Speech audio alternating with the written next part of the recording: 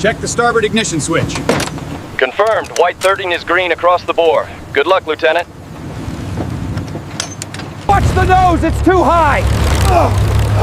He's fighting the torque!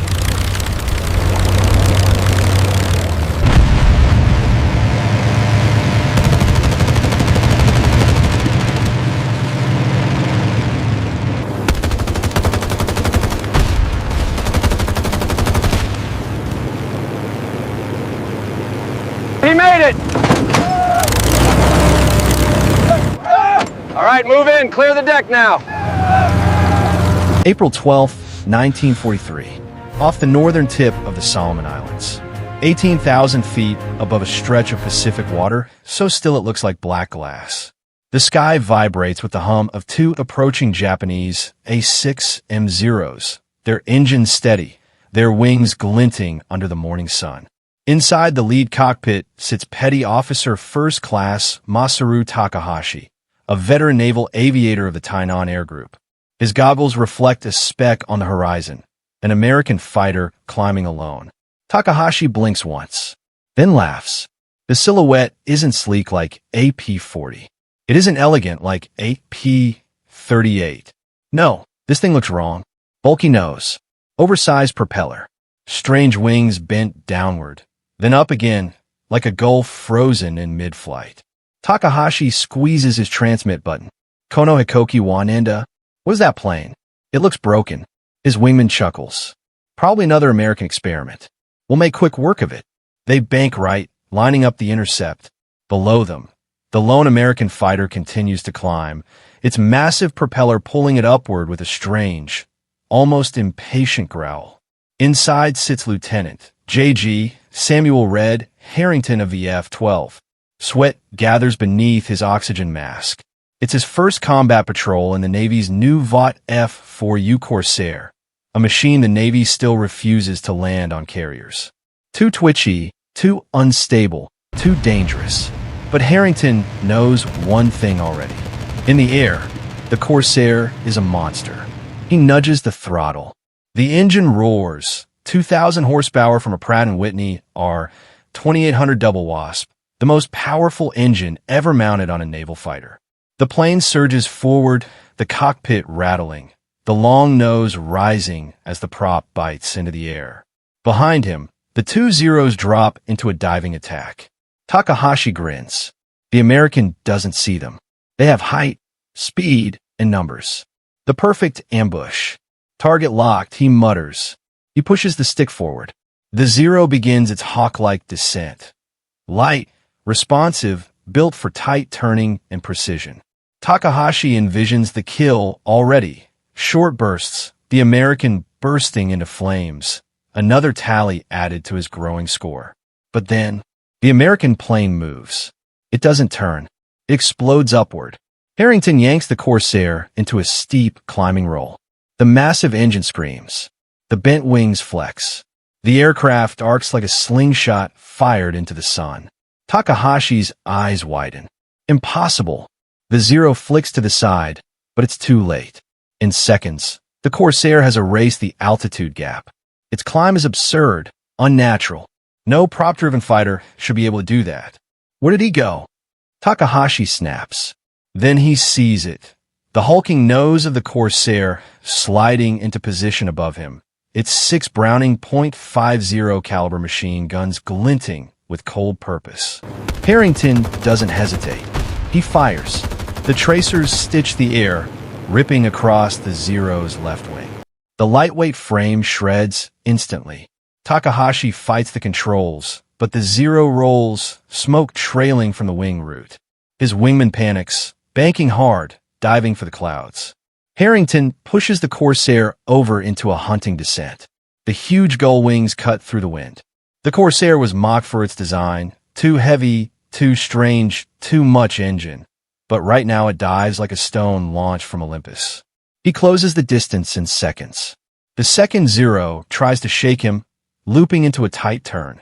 The signature Zero move, the one that baffled Wildcat pilots for a year straight. But Harrington has read the briefings.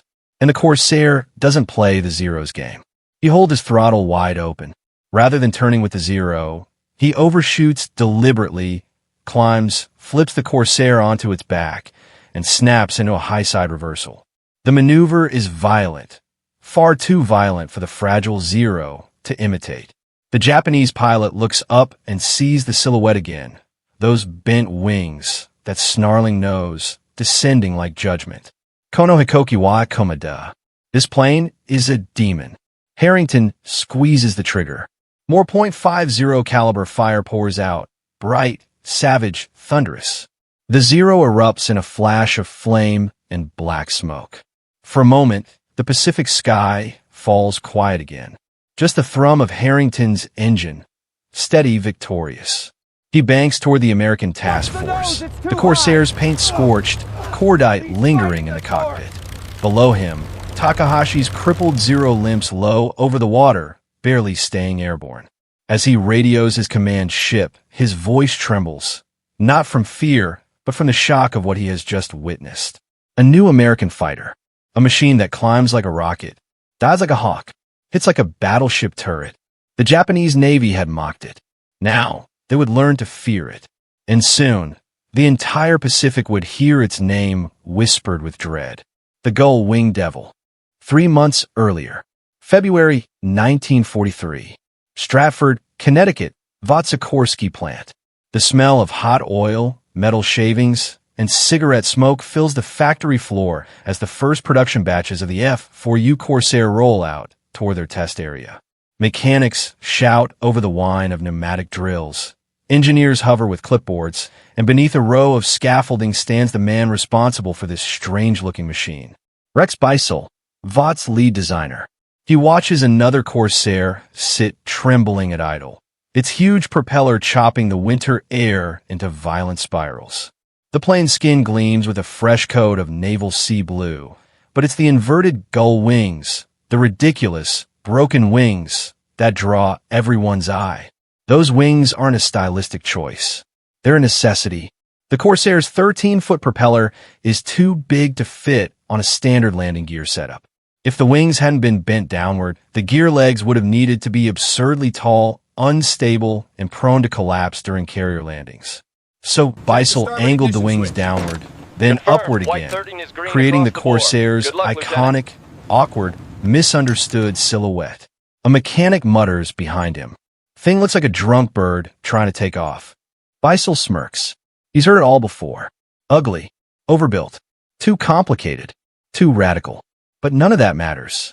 What matters is that Vought has strapped the most powerful engine in American aviation to a fighter designed to outperform everything in the sky. 2,000 horsepower, single engine, carrier-based, unprecedented. Beisel's design team called it the engine with a plane attached. Test pilots used a different name, the hot rod. As the Corsair roars down the test runway, the nose lifts sharply, too sharply, and the test pilot instinctively yanks it back down. The aircraft jitters like a nervous predator, unsure if it wants to sprint or attack. Beisel exhales. The Corsair is fast, too fast, powerful, too powerful, unforgiving, deadly, even for its own pilots. And the U.S. Navy knows it. 2 weeks later, aboard the carrier USS Sangamon, Lieutenant Commander James Jig Dog Ramage attempts a landing in the new fighter. The approach looks smooth until the flare. The Corsair stalls without warning, drops like a stone, and smashes into the deck. Sparks streak across the planks. Metal screeches. The nose buckles. The deck crew watches in stunned silence. Ramage crawls out of the mangled cockpit, coughing, shaking, furious. Damn thing tried to kill me. Within a month, the Navy issues its verdict. The Corsair is unsafe for carrier operations, too dangerous for the fleet, too unpredictable for young pilots, too prone to bouncing, stalling, drifting, and collapsing gear. Disgraced, the Corsair is pulled from carriers entirely. Beisel receives the message in his office. He reads it 3 times. The Navy's verdict is clear. This is the wrong plane for the war. But Beisel knows something the Navy doesn't. He knows the plane hasn't been mastered yet. He knows its engine is only dangerous because it gives pilots more energy than any fighter on Earth. And he knows one crucial detail. The Marine Corps has been quietly watching. A week later, the USMC sends a request. We'll take the Corsair. The Marines don't have the luxury of rejecting aircraft. They're fighting on chain of islands from Guadalcanal to Bougainville, scraping for air superiority. They're desperate for speed, firepower, and range. They're desperate for exactly what the Corsair is. Vaught's chief test pilot, Boone Guyton, watches the 1st Marine Squadron arrive to pick up their new fighters. They're young, confident, and unfazed by the Navy's warnings. One Marine grins as he climbs into the cockpit. Ugly plane, he jokes. Perfect for ugly work. And the Corsair soon proves just how ugly it can be. Across the Pacific, Japanese Zero pilots continue mocking the new American fighter, laughing at its profile, its wings, its size. But they haven't met it in combat yet. They haven't heard the howl of the double wasp at full throttle. They haven't seen a Corsair dive. They haven't tried to outrun one. They don't know what's coming, but they will. Soon, the Gull Wing Devil will arrive on the front lines, and the skies over the Pacific will never be the same. September 1943. Henderson Field, Guadalcanal. The air is thick with heat and the sour smell of fuel. Palm fronds rattle in the ocean wind as VMF 124, the 1st Marine Squadron equipped with the F4U Corsair, prepares for a dawn patrol. Ground crews move like shadows beneath the hulking fighters, tightening bolts, checking fuel lines, and slamming ammo belts into place. Lieutenant Kenneth Walsh, a quiet, sharp-eyed pilot from New York, slides into his Corsair's cockpit. His plane, numbered White 13, sits like a crouched animal, blue, bulky, and bristling with .50 caliber firepower. Walsh has heard all the stories. Too big, too heavy, too unstable, a naval reject. But out here, on the battered airstrips of the Solomon Islands, the Marines don't care about elegance. They care about survival. Walsh tightens his harness. He knows what the briefings say. Zeros hold the turn. Corsairs hold the energy.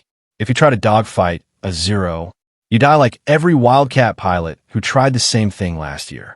The Corsair demands a different kind of flying, an aggressive, vertical, predatory style that uses its monstrous engine to dominate every climb and every dive. His crew chief taps the wing twice. Walsh hits the starter. The double wasp detonates into life. WHOMPH, shaking the cockpit so violently that loose tools rattle on the ground crew's belts. Dust billows behind the exhaust stacks. One by one, the Marine Corsairs roll out onto the runway. Their wingtips almost brush the jungle canopy. Then, the F-124 cleared for takeoff. Walsh slams the throttle forward. The Corsair lurches, then surges down the runway like it's been kicked by a giant. The acceleration is brutal, far greater than any fighter Walsh has flown. The tail lifts, the gull wings slice through humid air, and the monster leaps skyward. By the time he reaches 8,000 feet, sweat is already dripping down his oxygen mask. The engine's roar fades to a deep, chest-rattling hum. 124 to base, climbing to 20,000. Beginning sweep. Nothing stirs below except endless blue ocean and a broken necklace of islands. Then, a flash of sunlight. Movement. 3 specks rising fast. Walsh squints. Zeros. And they're coming straight for them. He switches to combat channel. Bogey spotted. Angels 15. Closing fast. In the lead Zero sits Sub-Lieutenant Tadao Shimizu, a rising star in the Imperial Navy Air Service. He's heard rumors about the new American fighter, rumors that pilots laugh at over sake and cigarettes. Too big, too clumsy, a flying barn. He sees the Corsairs now, massive silhouettes against the sky. He smirks. Easy prey. His formation fans out. They intend to drag the Americans into a turn fight where the Zero reigns supreme. Walsh watches the Japanese fighters spread like talons opening. Do not turn with them, he reminds himself. Then the sky erupts. Shimizu snaps his Zero into a tight, climbing turn, baiting the Americans. The maneuver is beautiful, graceful, deadly. Walsh ignores it. Instead, he pulls up hard. The Corsair obeys instantly, rocketing into a vertical climb that makes the Zero look frozen. Gravity presses him into his seat. The engine howls. His vision blurs. Shimizu's eyes widen. The American isn't following him. He's going up. Walsh reaches the top of his climb, flicks the Corsair onto its back, and dives. The Zero tries to break away. Too slow. Walsh squeezes the trigger. The Corsair unleashes a storm of fire. 6.50 calibers blazing. The tracers streaking like molten metal. Shimizu never sees the second burst. His wing tears apart. Smoke erupts. The Zero spirals downward, trailing black. Walsh rolls away just as two more Zeros streak past him, missing his tail by inches. Corsairs, stay vertical, he shouts. The Marine pilots begin to climb, dive, roll, never turning, never slowing. The Japanese formation disintegrates. The Zeros can't keep up. They can't climb with the Corsair. Can't dive with it. Can't outrun it. Every time they try to circle back into a turn fight, the Corsairs simply rise above them, flip over, and come down like steel raptors from the sun. In 7 minutes of combat, VMF 124 claims 7 enemy fighters. Walsh scores 3 himself. As he lands back at Henderson Field, dust swirling around his wheels, ground crews run out cheering, but Walsh barely hears them. He shuts down the engine and sits in silence. The Corsair no longer feels like a dangerous experiment. It feels like a weapon, raw, brutal, unmatched. The Marines have discovered what the Navy could not. If you fly the Corsair on its own terms, it becomes unstoppable. And word spreads fast, across airstrips, across islands, across entire squadrons. But it spreads even faster somewhere else. Among Japanese pilots. They no longer laugh at the American fighter with the bent wings. Now, they whisper its name in ready rooms, with something dangerously close to fear. January 3rd, 1944. Over Rabaul, the fortress of the Japanese Empire in the South Pacific. The air above the harbor is a haze of smoke, flak bursts, and rising heat. Rabaul is the most heavily defended base in the entire region. Thousands of soldiers, anti-aircraft batteries, and a swarm of veteran Zero pilots waiting like sharks beneath the clouds. Today, the Marines are sending in Corsairs. And leading the strike, once again, is Kenneth Walsh. His squadron, VMF 124, forms up at 22,000 feet, 12 bent-wing fighters arranged in a deadly V. Below them, a second strike group of SBD Dauntless dive bombers approaches the target. Walsh checks his gauges. Oil pressure steady. Engine temperature high, but holding. Ammunition full. Keep it tight, he radios. Zeros will be coming up fast. He's right. They appear like ghosts. A formation of white dots rising out of the clouds, accelerating with predatory confidence. The lead pilot is Warrant Officer Junichi Kuwabara, a seasoned ace with 20 kills. He recognizes the silhouettes instantly. Corsairs.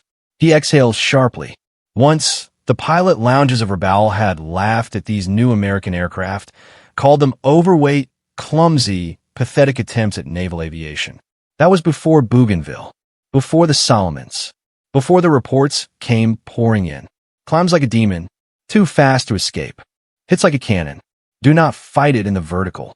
Do not let it dive. Kuwabara pushes these warnings aside. He is a fighter pilot, aggressive, fearless, born to attack. The two formations close. Miles dissolve into seconds. Walsh sees them first. He keeps the Corsairs in formation, steady, deliberate. He refuses the instinct to turn. Turning is suicide. Hold line, he commands. Kuwabara's Zeros fan into a rising arc, trying to pull the Americans into a spiraling dogfight. It's a classic Zero trick. Bait the opponent into the turn, then carve them apart with agility. But the Corsairs don't take the bait. Walsh pushes his throttle through the gate. The double Wasp explodes with power. The Corsair surges forward, breaking formation, rocketing directly through the Japanese line. He passes so close to 1-0 that he can see the pilot's wide eyes behind the goggles. Then he climbs. Straight up. A vertical wall of sky. Kuwabara growls. He tries to follow. His Zero rises, slows, trembles. The Corsair keeps climbing. At 27,000 feet, Walsh whips the aircraft over into a high yo-yo turn, positioning himself above the entire Japanese formation. He looks down through his canopy at the twisting fight below. The Corsair has altitude. Altitude means gravity. Gravity means death. He dives. The air around the Gull Wing shrieks. The engine roars in harmony with the wind scream. Tracers arc downward in glowing red lines. Walsh's first bursts tears into a zero below, splitting the tail clean off. The plane tumbles like a kicked toy. Another Corsair, flown by Lieutenant Wilbur Thomas, dives alongside him. Thomas pulls behind a second zero and fires. The rounds punch through the cockpit. The Japanese fighter snaps into a smoking spiral. Kuwabara watches two of his men fall in less than 10 seconds. Fury burns through him. He slams his zero into a climbing roll, trying to catch a Corsair in a turning trap. Walsh sees it. He doesn't turn. He doesn't evade. He climbs again, straight up, dragging Kuwabara with him. At 20,000 feet, the zero begins to shake. At 23,000, it loses authority. At 24,000, Kuwabara knows he's trapped. Walsh flips the Corsair onto its back and points it down. The American fighter drops like an iron spear. Kuwabara can't move. He can't turn. He can only watch the Corsair descend with terrifying precision. Walsh fires. The Zero's engine erupts in a burst of flame. Kuwabara pulls the canopy release and bails out moments before the cockpit becomes an inferno. The battle lasts 9 minutes. How much more can we endure? When it's over, VMF 124 claims 12 kills with 0 Corsairs lost. On the flight back to Bougainville, the radio is mostly silent. Some pilots cheer. Some laugh. But Walsh says nothing. He stares at the bent wings stretching out in front of him. This ugly machine, this heavy, mismatched, rejected aircraft has just dominated one of the most elite zero formations in the Pacific. Not because it was graceful, not because it could turn, but because it had the raw power to rewrite the rules of aerial combat. The Marines know they have something deadly now, and the Japanese know it too. In the weeks to come, Zero pilots begin requesting new tactics, new altitudes, new formations. Anything to fight the Gull Wing Devil. But deep down, the veterans whisper the truth. There is no good way to fight a Corsair. Not anymore. February 16th, 1944. Truck Lagoon, the Gibraltar of the Pacific. The sun rises behind a curtain of smoke as U.S. Task Force 58 launches the opening waves of Operation Hailstone, the massive carrier strike designed to crush Japan's greatest naval stronghold. The horizon is alive with motion. Essex-class carriers turning into the wind, destroyers cutting white trails across the water, and fighters screaming off the decks in tightly timed launches. Among them, Corsairs, dozens of them. Their bent wings glint under the early light as they climb in spirals toward 18,000 feet. In one cockpit sits Lieutenant Ronald Rip Cunningham of VF-17, the famed Jolly Rogers. His Corsairs cowling bears a grinning skull and crossbones, and beneath it, rows of painted kill markings. Cunningham isn't nervous. Not anymore. Not since the Corsair changed the rules of the Pacific Air War. He glances left and right. A wall of Corsairs rises with him, blue, hulking, and hungry. Below them, the lagoon bristles with anti-aircraft fire. Pillars of black smoke twist upward from Japanese freighters already burning in the shallows. The sky flashes with tracer fire. Then the call comes over the radio. Bandits inbound. Dozens. Coming in from the west. Cunningham's eyes snap to the horizon. Zeros. A swarm of them, 30, maybe more, blazing in at full throttle. In the lead cockpit is Lieutenant Masao Sudo, one of the most respected pilots left defending truck. His face is pale, gaunt, exhausted from months of shortages and relentless American offensives. But when he sees the silhouettes rising before him, his jaw locks with anger. Corsairs. Stay tight. Pseudo radios. We hit them before they climb. His Zeros tighten formation and accelerate. Light, agile, sharp as razor blades. Their engines scream as they rise to cut off the American fighters. But the Corsairs don't break. They don't turn. They keep climbing. Cunningham pushes his throttle forward. The double wasp detonates with power, dragging the Corsair skyward with an animalistic growl. The altimeter spins upward. 19,000 feet, 20,000, 21,000. Pseudo feels his stomach drop. These fighters, these monstrous, ugly American machines, are climbing faster than any Zero he's flown. Cut across the top of them, he orders. Force them into a turn. But as the Zeros begin to crest the climb, the Corsairs reach the apex first. And then, like a trap snapping shut, they dive. Cunningham rolls inverted and drops into a perfect boom-in-zoom attack. The air screams past his canopy as he lines up the Japanese formation. He fires a 2-second burst. The tracers rip through a Zero's cockpit. Glass explodes, smoke trails downward. The Japanese formation scatters. Below him, more Corsairs peel off in elegant, deadly arcs. High-speed passes the Zeros cannot counter. They strike fast, then climb away before the Japanese can even begin turn. Pseudo grits his teeth and dies on a Corsair, struggling to climb. He squeezes the trigger. Fire flashes from his 20mm cannons. But the American plane accelerates upward, pulling away from him like a rocket. No prop fighter should be able to do that. Impossible, Pseudo whispers. He tries to climb after it. The Zero shudders. Stalls. Drops. A Corsair falls in behind him. For a split second, Pseudo sees the bent wings, dark, wide, ominous, growing larger in his mirror. He throws his stick left, trying to snap into an evasive turn. But the Corsair doesn't follow him into the circle. It climbs again. The energy game. The same deadly dance his comrades described. The same maneuver that destroyed entire units across the Solomons. Pseudo pulls up too steep, too slow. The Zero trembles. A shadow falls across his cockpit. The Corsair drops onto him like a great steel predator. Cunningham fires. Pseudo's Zero bursts into flames, spiraling downward in a trail of black. Below, the rest of the Japanese formation is disintegrating. The Zeros cannot escape. They cannot climb. They cannot dive. Every instinct that once won them battles now betrays them. Corsairs strike from above, peel away, strike again. One pass kills. Vertical dominance. Overwhelming firepower. By the end of the morning, the sky over Truk is a graveyard. American pilots claim 55 enemy aircraft in a single day, many of them Zeros. But the true impact of the battle isn't the kill count. It's the reaction of the Japanese commanders who watch from the ground. They see the smoke trails. They see their best pilots fall. They see their fighter screen collapse in minutes.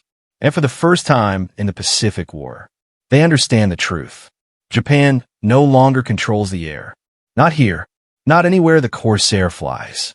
In Tokyo, reports describe the F4U with a new phrase, spoken quietly, fearfully. Kuchi no Oni. The demon of the sky. And from this day forward, every Japanese pilot knows. If you see the bent wings, if you hear the roar of the double wasp, you're already too late. March 1944. Pacific Ocean, USS Bunker Hill, 150 miles east of the Marshall Islands. Waves crash against the hull as the carrier cuts through blue water under a blistering mid-morning sun. On deck, aircraft handlers in colored jerseys move purposefully between tied-down Hellcats, Avengers, and, most surprising of all, 3 freshly delivered F4U Corsairs. For the first time in nearly a year, the Navy is willing to try again. The Marines have shown what the Corsair can do in combat. They've racked up kill ratios no one imagined possible, 11-1 in some engagements. Commanders can no longer ignore the reality. The Navy's most powerful fighter is sitting and used on land while the Pacific War intensifies. So today, under the watchful eyes of the flight deck crew, engineers, and senior officers, the Navy will attempt what once seemed impossible. Carrier landings with the Gull Wing Devil.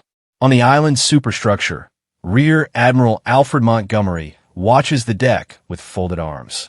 Beside him stands Commander Philip "Pip" Gardner, one of the Navy's most respected test pilots. Gardner's jaw is tight. "We all remember the last time, sir." Montgomery nods grimly. He remembers. The Corsair's first deck trials were a disaster.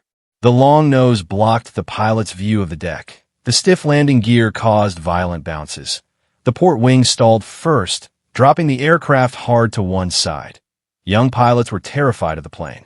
The Navy walked away from the Corsair then. But today, things are different. Walsh's, Thomas's, Cunningham's combat reports have changed minds. The Marines' victories have forced a reckoning. And Vought has quietly implemented dozens of refinements. A raised pilot seat for better visibility, a longer tail, wheel strut improved stall strips, on the wing reinforced tail, hook revised landing technique manuals.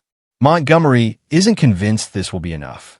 Below them, Gardner climbs into the cockpit of the first Corsair.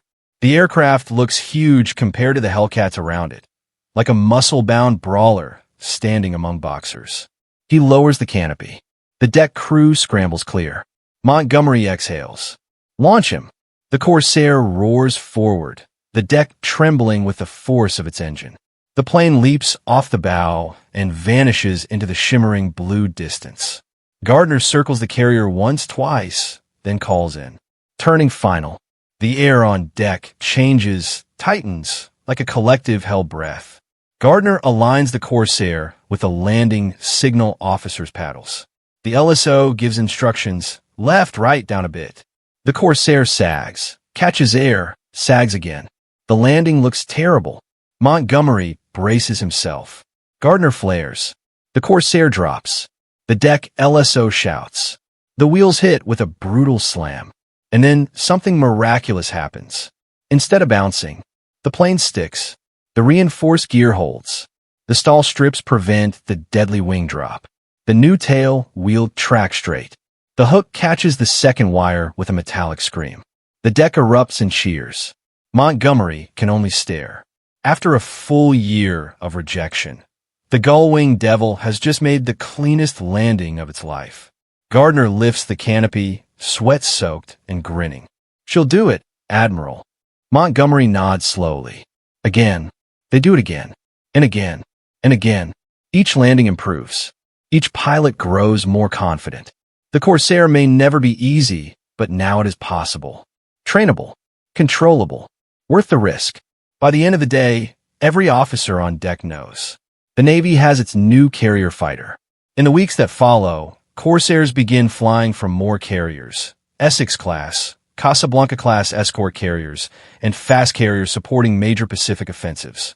And every time they launch, one thing becomes clearer.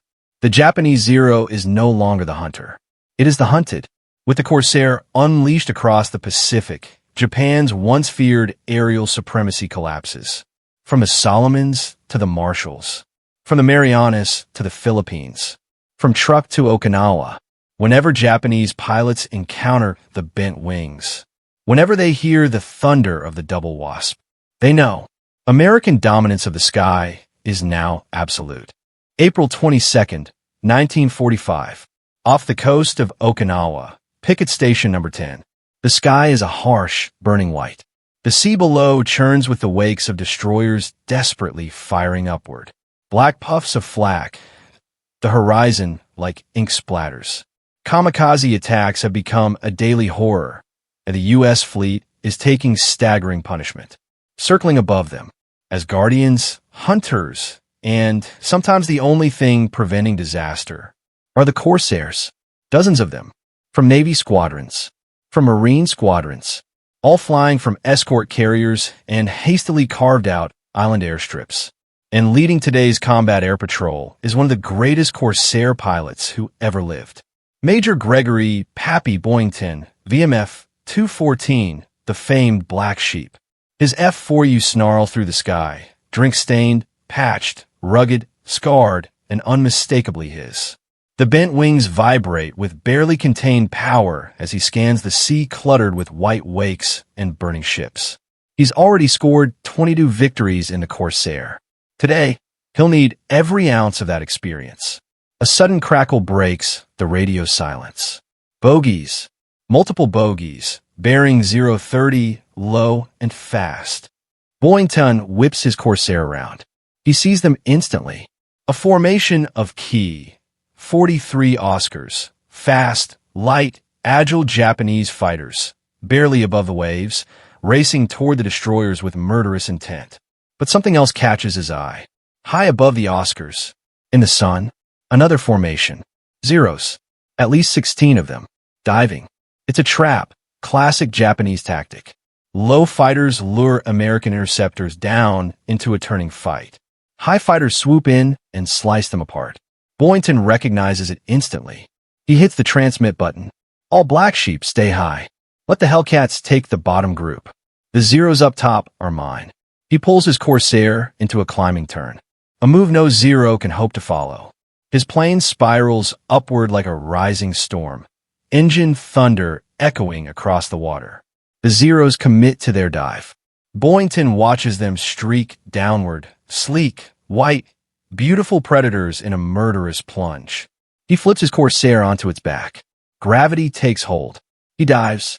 The double Wasp lets out a sound no other World War II fighter can match. A deep, primal roar that vibrates through cockpit glass and bone. Boynton's descent is so steep his eyes blur. The ocean spins. The airframe groans. The wings tremble. He holds his fire. Closer, closer, closer. Now, he squeezes the trigger. The Corsair's 6.50 caliber guns erupt in a blinding torrent. Tracers streak downward like red-hot spears, punching straight through the lead Zero's cockpit. The Zero disintegrates mid-dive, its pieces trailing flames. Two more Zeros break formation, panicking. Boynton climbs again, straight into the vertical, using the Corsair's unmatched horsepower to regain altitude before the Japanese can react. He flips downward again, another boom and zoom. A second Zero bursts into smoke. A third catches fire and falls in a lazy, doomed spin. Below, the Oscars reach the destroyers. But Hellcats tear into them at the last second. Explosions erupt across the surface. Burning aircraft skip across the waves like thrown stones. The sky becomes chaos. Dive trails. Smoke. Burning metal. Flak. The shriek of engines pushed beyond their limits. Boynton finds himself alone. 3 Zeros on his tail. He rolls hard.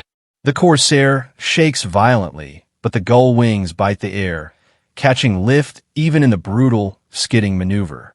He drops to sea level, so low his wingtips skim ocean spray. A Zero pulls up behind him, lining up the shot. Cannons flashing. Boynton slams the throttle. The Corsair surges forward like a living thing. The Zero pilot stares in disbelief. No Zero can accelerate like that. The Corsair simply pulls away. Boynton climbs. Straight up again. A vertical escape no Zero can match. The Japanese pilots try to follow. Their aircraft stall, tremble, fall away. Boynton rolls over the top and drops down behind them. He picks the closest Zero. Line, aim, fire. A burst of fire erupts from the Corsair's wings. The Zero explodes, spiraling into the sea below. The other two break off, running. No more fight. No more traps. No more illusion that they can control the battle. Boynton circles above the fleet, breathing hard, sweat trickling down his mask. The ocean below is dotted with smoke columns and burning aircraft. His radio crackles. Black sheep lead, airspace clear. You drove them off. Boynton doesn't respond for a moment. He looks at the Gull Wings stretched out before him. The same wings the Japanese once laughed at. The same aircraft the Navy once rejected. The same fighter so ugly it was nearly scrapped. Now, it is the unquestioned master of the Pacific skies. Not because it won one battle, not because it had one advantage, but because in the hands of pilots like the Black Sheep and Walsh and Cunningham, the Corsair had become something more than a machine. It became a legend, a demon, a guardian, a weapon the enemy could neither outrun nor outfight. A symbol that the war in the air was turning. Permanently. July 1945. Mainland Japan, at Tsuji Air Base.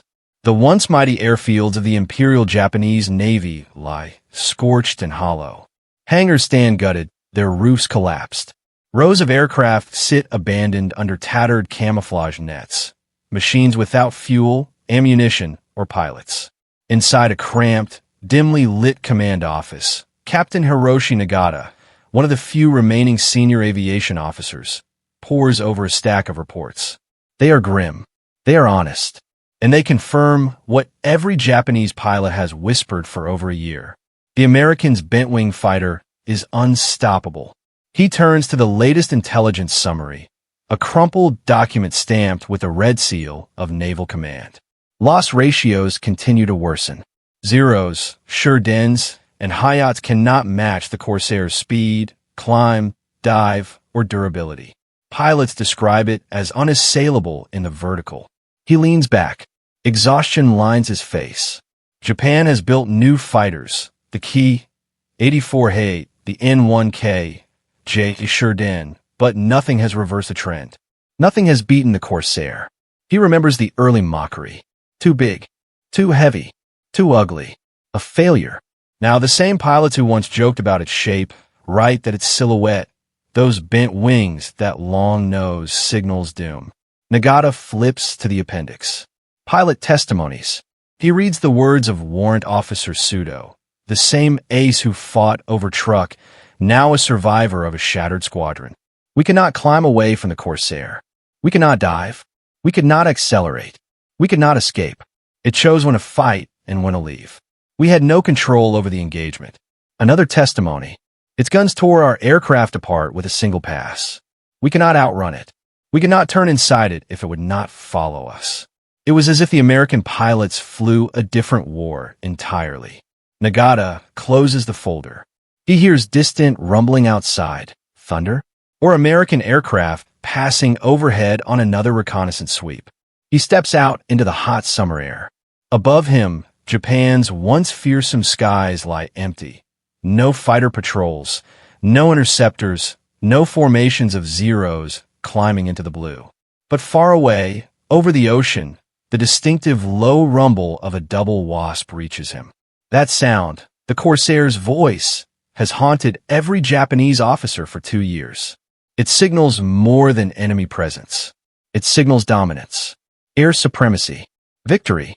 And standing there, watching the clouds ripple in the distance, Nagata understands the truth that commanders can no longer deny. Japan did not lose air superiority because its pilots lacked courage. They did not lose because the Zero was outdated. They did not lose because strategy failed or resources dried up. They lost because the Americans created a machine that changed the physics of the fight. The Corsair broke the tactics Japan relied on. It broke the assumptions Japan built its air doctrine around. It broke the pilot culture that believed turning combat would always win the day.